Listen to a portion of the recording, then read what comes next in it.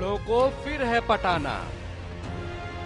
मुलायम ने डाला दाना, क्योंकि सपा के लिए ओबीसी मतलब outstanding vote bank of cycle. नमस्कार, प्राइम डिबेट में आप सभी का बहुत बहुत स्वागत है। मैं ब्रजेश मिश्रा हूं।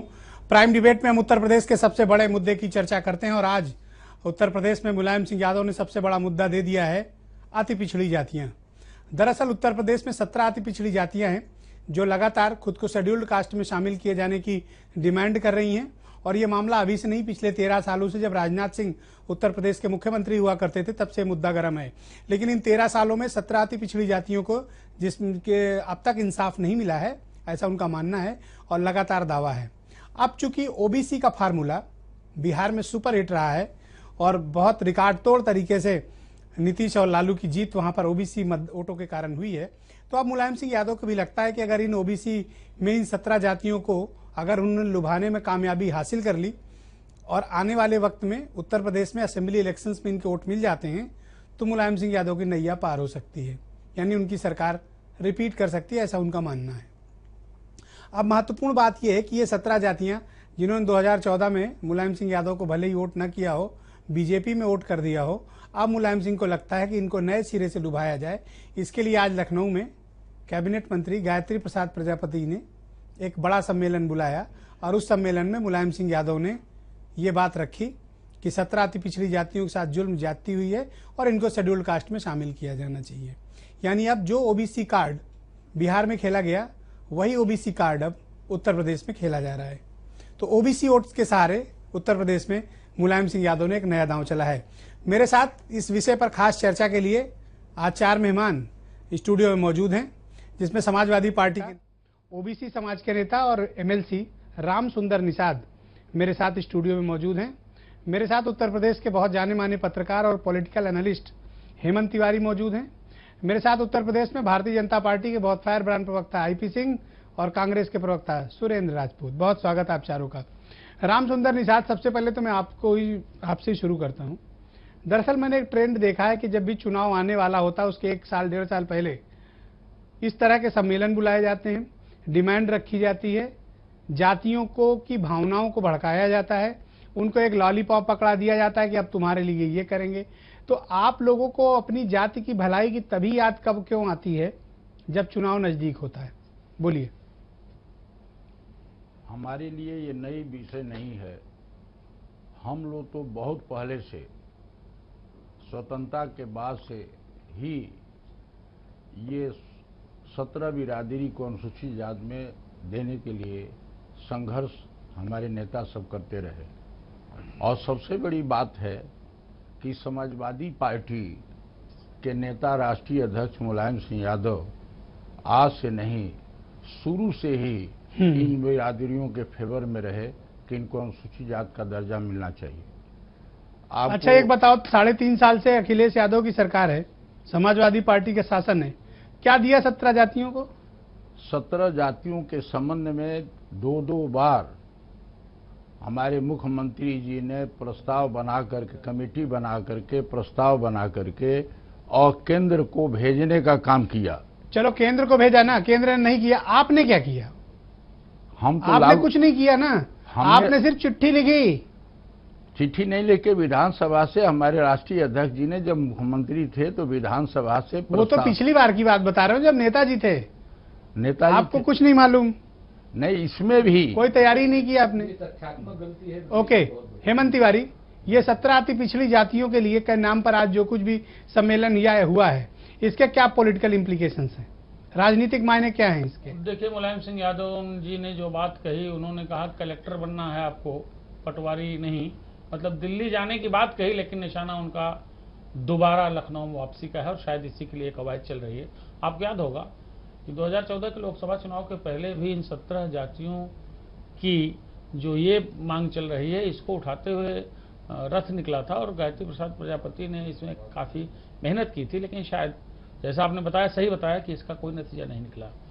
कुल एक कोशिश है, लेकिन आप ये देखिए, यहाँ वास्तविकता देखनी पड़ेगी, असलियत क्या है। 2004 में जब ये ड्राफ्ट भेजा गया था तो वो प्रॉपर तरीके से नहीं भेजा गया था, बात पहले से जानी हुई है। क्या इस बार 3.5 साल में उत्तर प्रदेश की असेंबली से इसको पास करके दिल्ली भेजा गया और परसों किया गया। क्योंकि देखिए, आप एकदम से बिना संविधान में बदलाव किए आप इस चीज को लागू अमल में नहीं ला सकते, इसको सबको पता है, बहुत थ्योरेटिकल पता है।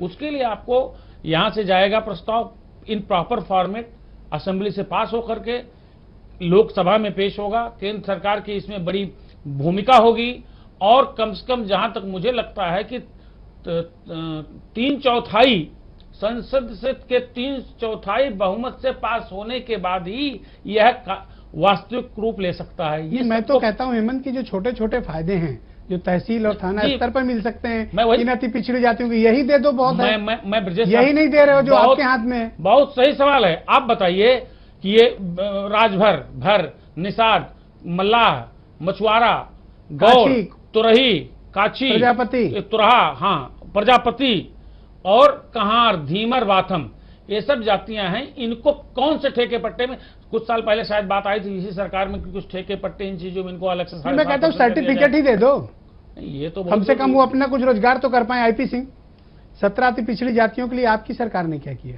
आपको इनका वोट तो चाहिए। अब तो आप सुना है कि कोई ओबीसी आप अध्यक्ष भी लाने वाले हैं, लेकिन आपको इनके वोट तो चाहिए, लेकिन जब देने की बारी आती है तो आप भी इनको ठुल्लू दिखाते हो। नहीं, देखिए, संवैधानिक जो आरक्षण की व्यवस्था उस पर समूचा जो है उस पर जब तक चर्चा नहीं होगी तब तक इन 17 जातियों को लेकर जो चर्चा है वो सिर्फ समाजवादी पार्टी और बहुजन समाजवादी पार्टी सिर्फ गुमराह करने का काम किया। जो संवैधानिक बिंदु है, जो अच्छा, आप मत गुमराह करो, आप सही सफरर, जो सोशल सफरर रहा है वो दलित समाज रहा है। उसके साथ वो सोशल जो डिस्क्रिमिनेशन था, यही एकमात्र कारण था कि संविधान ने उनको 3 प्रकार के आरक्षण दिए।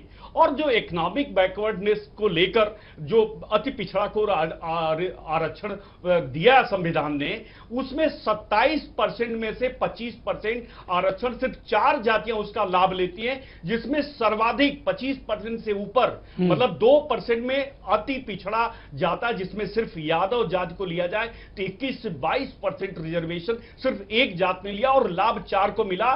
तो इकोनॉमिक बैकवर्डनेस के आधार पर क्या मोस्ट ओबीसी को अलग किया जाए? मोस्ट ओबीसी को अलग किया जाए? अब बिल्कुल मोस्ट क्या क्रीमी लेयर को हटाया जाए? लेकर जब श्री राजनाथ सिंह जी 2001 में मुख्यमंत्री फेल हो गए थे, हार गए थे चुनाव। 2 कार्य उनके बड़े महत्वपूर्ण, 2 हार गए थे चुनाव, मुझे याद है। उन्होंने नकल अध्यादेश लाकर जब वो मंत्री थे तो बड़ा काम किया था। दूसरा, अति पिछड़ा को कैसे अपग्रेड किया जाए, ये कार्य श्री राजनाथ सिंह ने किया था। लेकिन वो काम अनुपातिक आधार पर वो आरक्षण की बात आई थी, लेकिन जब से भारतीय जनता पार्टी 13.5 साल से सत्ता से बाहर गई, ये काम नहीं हो पाया। मैं अच्छा, अब इन्होंने प्रस्ताव बना के भेजा है, कंसीडर कर लो, इस काम को अभी कंसीडर कर लो ना आप। इन्होंने तो प्रस्ताव भेजा हुआ है। अब देखिए, अभी श्री हेमंत जी ने बहुत स्पष्ट तौर से कहा कि जब तक 2/3 मेजॉरिटी चाहिए। जो देखिए, जो दलितों को आरक्षण है वो सफर रहे, डिस्क्रिमिनेशन था उस समाज के साथ जो जिस प्रकार का व्यवहार था। सुरेंद्र राजपूत, ओके, सुरेंद्र राजपूत, महत्वपूर्ण बात यह है कि क्या उत्तर प्रदेश सरकार की नीयत इस मामले में ठीक है, और क्या समाजवादी पार्टी वाकई में इन 17 जातियों के लिए भला चाहती है, या फिर ये जो कुछ भी आज हुआ है ये पॉलिटिकल स्टंट पर है? जितना बड़ा भ्रमजाल ब्रजेश जी और भ्रामक बातें मुलायम सिंह जी इन 17 जातियों के साथ में कर रहे हैं, जो छल कर रहे हैं, असत्य जो बात बोल रहे हैं, उनमें से इनके कुछ गायत्री प्रसाद प्रजापति जैसे नेता तो लाभ उठा रहे हैं, लेकिन इनकी सारी जातियों के साथ ये शुद्ध रूप से असत्य बात कर रहे हैं। मैं आपको बताऊं, पहली चीज तो हेमंत जी ने बहुत सी चीजें क्लियर कर दी और आपने बहुत सी चीजें क्लियर कर दी। उसको मैं संबंध करते हुए कुछ तथ्यों पर प्रकाश डाल दूंगा। मैं आता हूं। ये जो आरक्षण की बात कर रहे हैं, अति पिछड़े से लाने की बात कर रहे हैं दलितों में। आप इस चीज को देखिए कि 17 जातियों को, जिनकी लगभग परसेंटेज 7, 8, 9, 10 जो भी है, उनको ये दलितों में लाने की बात कर रहे हैं, और आरक्षण में दलितों के आरक्षण को बढ़ाने की तो बात कर नहीं रहे। दरअसल दलित इनका वोट बैंक नहीं है ना, बस। और दूसरी बात जो सबसे ओबीसी तो है, गांव-गांव में ये दलित और अति पिछड़ों को की सामाजिक समरसता पर कहीं ना कहीं कुठाराघात करने का काम कर रहे हैं कि दलित अपने आप को ये समझे कि नहीं साहब, हमारे आरक्षण में रामसुंदर दास स्थिति ले जाए। रामसुंदर दास, आपको ओबीसी में ही रह के मोस्ट ओबीसी का कोटा क्यों नहीं चाहिए? आप शेड्यूल्ड कास्ट का दर्जा खुद को क्यों मांग रहे हैं, और आप शेड्यूल्ड कास्ट का हिस्सा क्यों खाना चाहते हैं? आप ओबीसी का हिस्सा लीजिए ना, जो क्रीमी लेयर के लोग हैं उनको बाहर कीजिए और उसमें खुद एकोमोडेट हो जाइए, जो शेयर है आपका ले लीजिए। आप दलित में क्यों जाना चाहते हो? मैं भारतीय जनता पार्टी के राजनाथ सिंह की जो बात कही जा रही है, मैं आपसे कहना चाहता हूं, उन्होंने रिजर्वेशन विद इन रिजर्वेशन की बात कही थी। नहीं तो इनको शेड्यूल्ड कास्ट में भेजने की बात ये नहीं जो है गई। डिवाइड करके भ्रम फैलाने की बात की गई, क्योंकि राजनाथ सिंह जब उत्तर प्रदेश के मुख्यमंत्री थे, सिर्फ भ्रम फैला करके जातियों को बांटने का, बीज फैलाने का काम कर रहे थे। क्या उनको ये इस पर कार्रवाई करके उनको देना नहीं चाहिए था? केंद्र में भारतीय जनता पार्टी की सरकार रही, केंद्र में कांग्रेस। केवल ये बताओ ना कि आप दलित में क्यों, शेड्यूल्ड कास्ट में क्यों जाना चाहते हो? आप ओबीसी में रह के क्रीमी लेयर को बाहर करो और ओबीसी का हिस्सा लो। आप शेड्यूल्ड कास्ट का हिस्सा क्यों खाना चाहते हो? हम शेड्यूल्ड कास्ट सुरेंद्र ने जो बात कही है करेक्ट कही है, आप तो सामाजिक संरचना ही तोड़ दोगे। नहीं, ये ऐसा नहीं है। आप शेड्यूल्ड कास्ट का हक क्यों चाहिए आपको? शेड्यूल्ड कास्ट का हक मैं नहीं मांग रहा हूं। आज मैं तो डिमांड की चाहता गई हूं कि मुझे जो है उसमें सम्मिलित किया जाए। तो क्यों नहीं सम्मिलित किया जाए? आप जब सम्मिलित करेंगे, आप जब सम्मिलित हो गए, हम क्यों नहीं? अब 1 मिनट, नहीं क्यों बांटेंगे आप? जब आप सम्मिलित हो गए तो आप शेयर भी तो लोगे उनका। मैं तो अति पिछड़े, शेयर तो बढ़ेगा नहीं उस प्रोपोर्शनेट पे। दलितों से मेरी स्थिति इतनी बदतर है, क्या इसके विषय में पता नहीं है?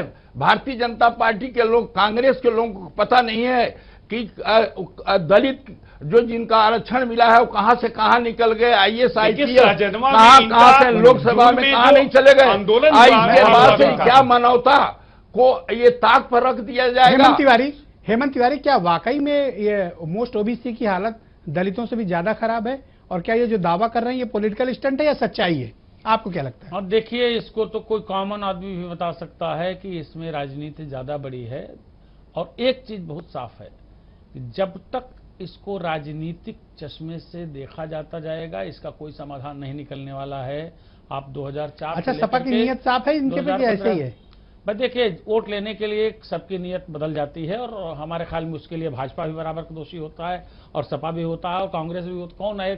कौन ऐसा नहीं है जो वोट के लिए अपने नीति और सिद्धांत को न बदल दे। लेकिन इतना तो जरूर है, समाजवादी पार्टी को जरूर इस बात का क्रेडिट मिलेगा कम से कम इन जातियों में अब की दशा में 2017 के मद्देनजर कि कम से कम मुलायम सिंह यादव और उनकी पार्टी ने इस इशू को जिंदा बनाए तो रखा। सवाल है कि दूसरे लोग इस इशू पर आगे क्यों नहीं आ रहे हैं? ये इसका निदान कैसे निकलेगा ब्रजेश जी? इसका निदान तो तब निकलेगा जब आप यूपी के असेंबली से इसको पास करके आप केंद्र को भेजोगे। और जब ये मैंने तो देखा है हेमंत की इस कैबिनेट में, अखिलेश यादव की सरकार में भी ओबीसी और भी खासतौर पर मोस्ट ओबीसी में प्रतिनिधित्व ठीक दिया है इन्होंने। मैं निश्चित रूप से दिया है, तो उनकी निगाह है। देखिए, अब अखिलेश, क्या ये ओबीसी, मोस्ट ओबीसी और मुस्लिम यही कॉम्बिनेशन रहेगा इनका? बहुत आपने तो शुरुआत माई से भी बड़ा, आपने तो शायद इस डिबेट की इसके प्रस्तावना में ही ये बात रख दी थी। ये कॉम्बिनेशन मुलायम सिंह यादव, देखिए सियासत के बहुत बड़े खिलाड़ी हैं और वो क्या गांव खेल दें, ये एक कॉम्बिनेशन उनके मस्तिष्क में जरूर है। और शायद अगर इस पे उनका थ्रस्ट रहा और इसी इसको उठाते रहे, ठीक है, नतीजा जो निकले इसको तो भगवान जाने, इसको मोदी जाने, इसको केंद्र जाने। लेकिन इन जातियों में मुलायम सिंह यादव और समाजवादी आईपी सिंह आपकी दस्तक देने में, आईपी सिंह आपकी पार्टी का स्टेटस क्लियर नहीं है?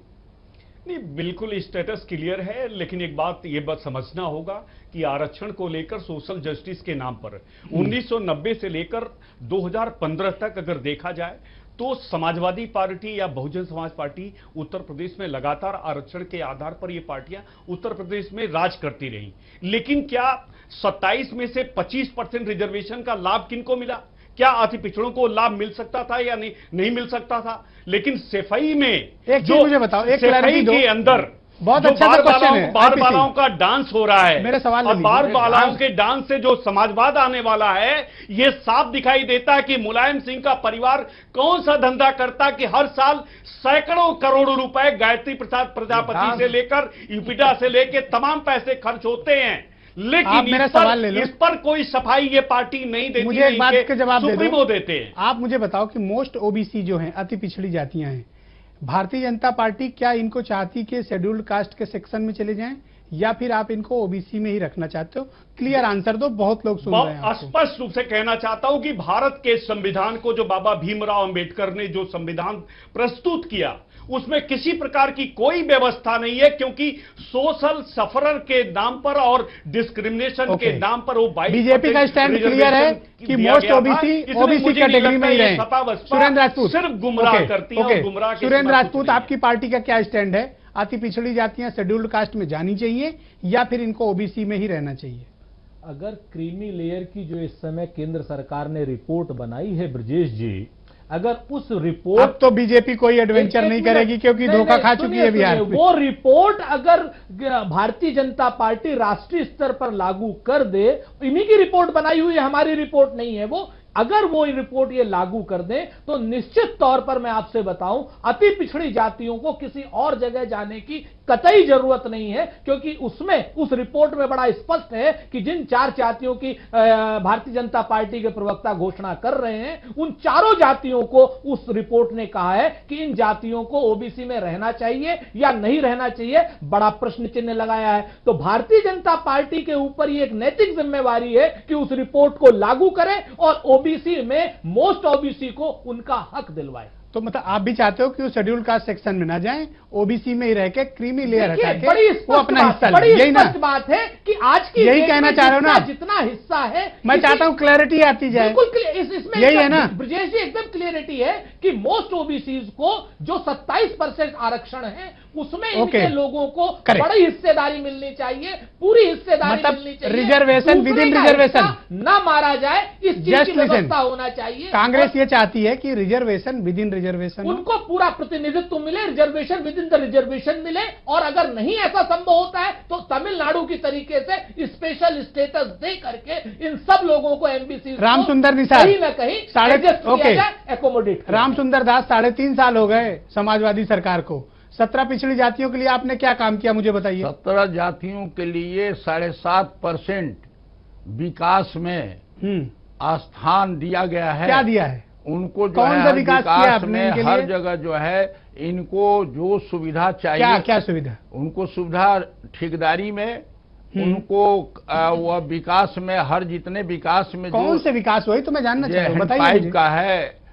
सड़क का आप है। उनको प्रमाण पत्र तक तो दिला नहीं पा रहे हो तहसील से। अगर ऐसा विकास आपने किया है तो मैं पूरी जिम्मेवारी, फिर आपको दलित वर्ग में आने की जरूरत कहां पड़ रही है? ये दलित वर्ग में आने की जरूरत, आप दलित वर्ग में बोलिए, आप बोलिए। दलित वर्ग आप मुझे काम बताइए के संबंध में ऊपर वाला जानता है, नहीं हमको बताओ ऊपर वाले छलवा की बात करते हैं। आप लोग चाहते हैं कि ये जो है, ये बिरादरी जो है खाली हमारा नमस्कार करे, मेरे बेगारी करे, न आईएएस बने, न आईपीएस बने, न विधायक बने, न एमपी बने, न मंत्री बने।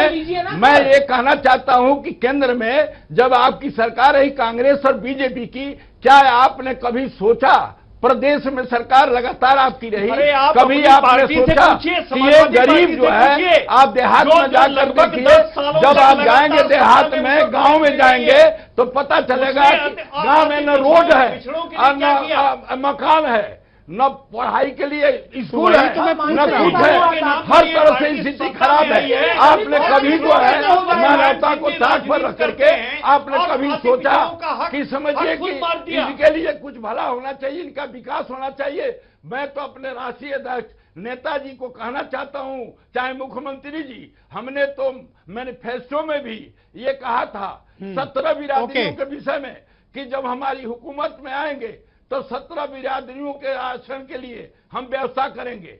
हमारी प्रदेश सरकार ने, अखिलेश जी ने इस पर जो है कमेटी बना करके, रिपोर्ट बना करके केंद्र में भेजने का काम किया, केंद्र में 2 बार भेजने का काम किया, और केंद्र जो है इसको निरस्त कर दिया। मैं आपसे कहना चाहता हूँ, वेट, आप हमारे लिए सहयोग नहीं करेंगे। हमारे राष्ट्रीय मुलायम सिंह यादव ने लोकसभा में लगातार बैठे रहे। ओके, ये कोई आपका पॉलिटिकल स्टेज नहीं है हेमंत। लीगल स्टेटस क्या है? क्या राज्य सरकार जो कुछ भी पत्र लिख रही है, जो कुछ भी प्रस्ताव पास करके दे रही है, क्या राजनीतिक कारणों से रुका हुआ है या समाजवादी पार्टी सरकार की विल पावर ही नहीं है कि इसको न्याय दिला पाए?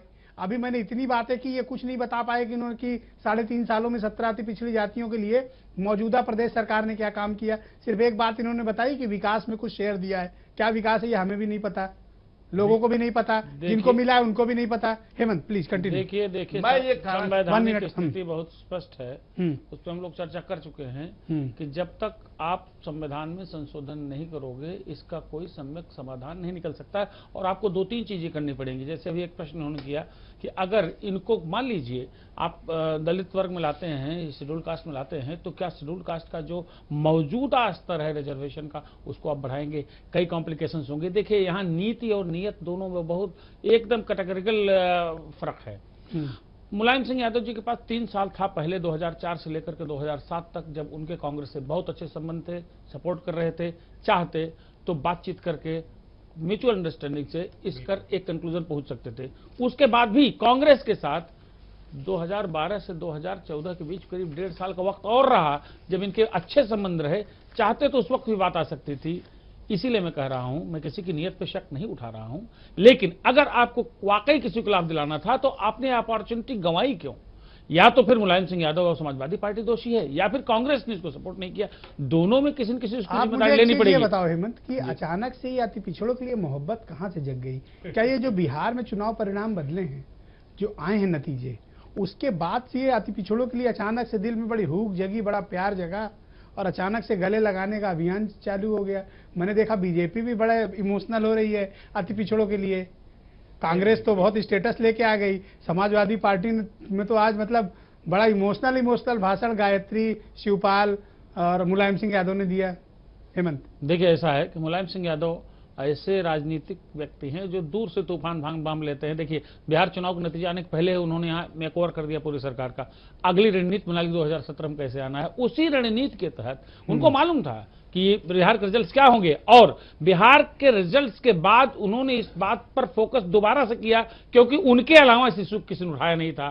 तो कम से कम इन जातियों में साफ मैसेज जाएगा कि उनकी बेहतरी के लिए मुलायम सिंह लगे हुए हैं और समाजवादी पार्टी आगे चल रहे हैं, कर रहे हैं। ओके, आईपी सिंह, मुलायम ने आज साफ तौर पे कहा है कि दिल्ली में कलेक्टर बनना है, मतलब मोदी को चुनौती दी है, और ये आपके लिए साफ संकेत है कि मुलायम की रणनीति क्या है? देखिए उनकी रणनीति कुछ भी नहीं है।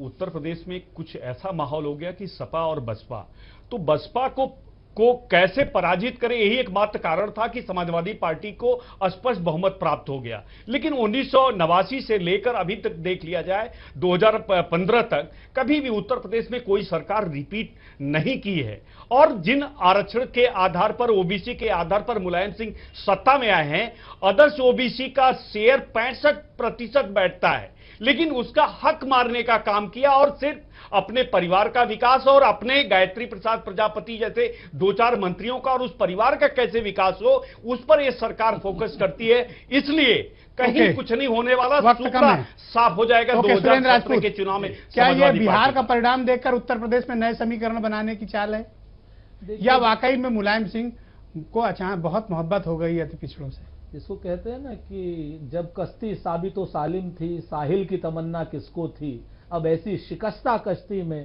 साहिल की तमन्ना कौन करे। सच्चाई ये है इस समय ब्रजेश भाई, आपके यहाँ पर बड़ी क्लियर कट है कि इतना भ्रमजाल, इतनी भ्रामक बातें और इतना असत्य, जिसको कि मुलायम सिंह जी जैसे वरिष्ठ राजनीतिज्ञ स्वयं समझते हैं कि वो असत्य के नींव पर टिक रहे हैं, यहां पर तो वो ईमानदारी से बताओ कहीं न धन्यवाद, नरेंद्र मोदी जी से भी आगे जुमलेबाजी में चले। धन्यवाद रामसुंदर निषाद, हेमंत तिवारी, आईपी सिंह, सुरेंद्र राजपूत, आप चारों का बहुत बहुत शुक्रिया मेरे साथ इस बड़ी परिचर्चा में सम्मिलित होने के लिए। दरअसल सम्मेलन इस तरह के जब अति पिछड़ी जातियों के होते हैं तो सामान्य तौर पर राजनीतिक दल अपने अंदर ऊर्जा और ताकत भरने के लिए और शक्ति प्रदर्शन के लिए इस तरह के आयोजन करते हैं। लेकिन उत्तर प्रदेश में अभी विधानसभा चुनाव को तकरीबन 1 वर्ष 4 महीने का वक्त बाकी है। ऐसे में लाजमी है और ये देखने वाली बात है कि मुलायम सिंह यादव ने अभी से अति पिछड़ों को पटाना शुरू कर दिया है और उन्होंने दाना भी डाल दिया है। अब देखने वाली बात होगी कि मुलायम के इस पॉलिटिकल स्टंट पर बाकी राजनीतिक दल क्या कुछ कर गुजरते हैं। रात 11:30 पर इस पूरी बहस को आप दोबारा से देख सकते हैं। धन्यवाद।